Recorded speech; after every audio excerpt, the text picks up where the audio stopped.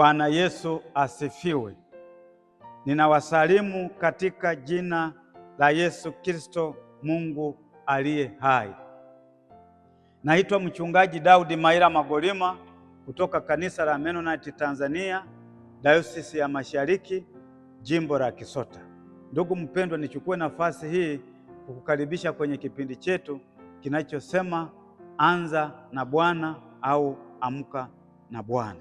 Ndugu mpendwa, bado ninaendelea kutafakari na wewe kwenye aina ya kwanza ya utoaji, giving by revelation.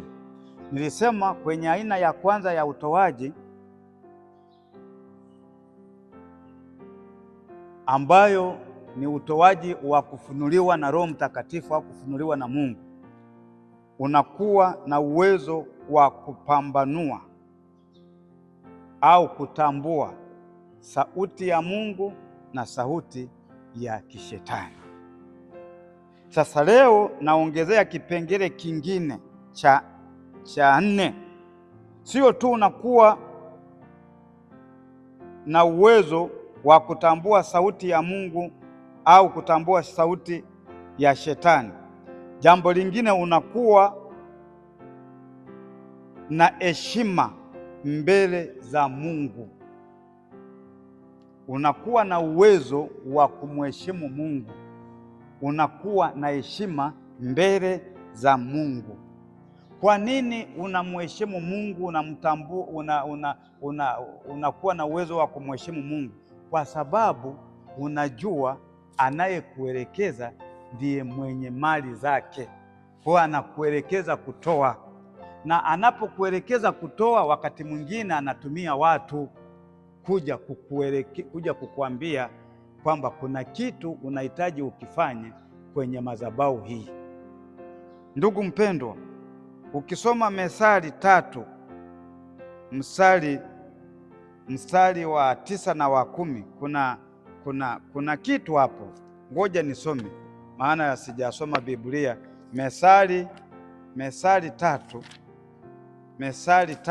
mstari wa 9 na wa 10.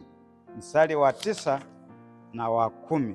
Neno la Mungu linasema, mheshimu Bwana kwa mali yako na kwa malimbuko ya mazao yako yote, ndipo ghala zako zitakapojazwa kwa wingi na mashinikizo yako yatafurika divai mpya.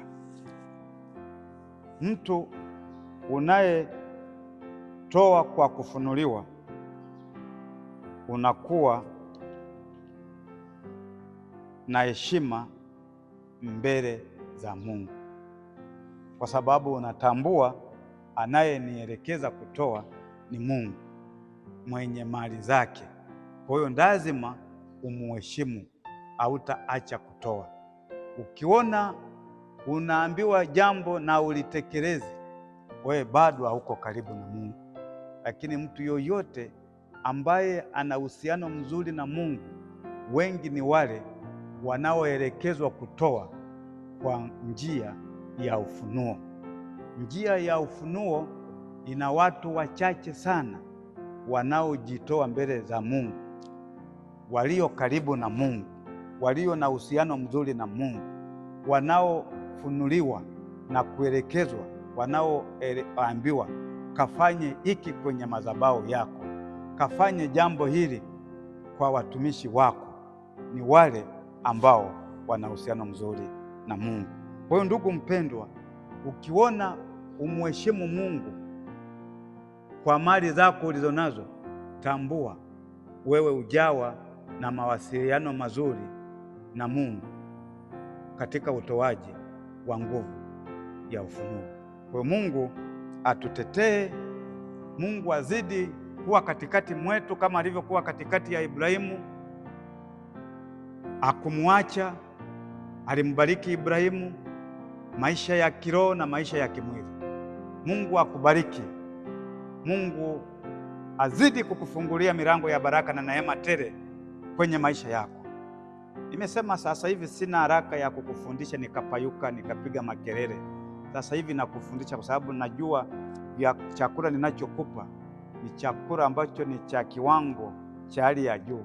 Wakati mwingine kwenye ibada zetu za Jumapili hatuwezi kuwafundisha kama vipindi hivi tunavyowafundisha. Kwa hiyo wewe unayefuatilia, ni kuweka tu MB kwenye simu yako, unafuatilia kipindi hiki ambacho kinachukua dakika 7, 8, 10. Kuna material unayapata, yanaweza yakakusaidia ukawa mzuri kwenye madhabahu yako unayokosali na hata nje ya madhabahu. Pendo, mtoto wa Mungu, mwana wa Mungu, ni juu yako wewe mwenyewe.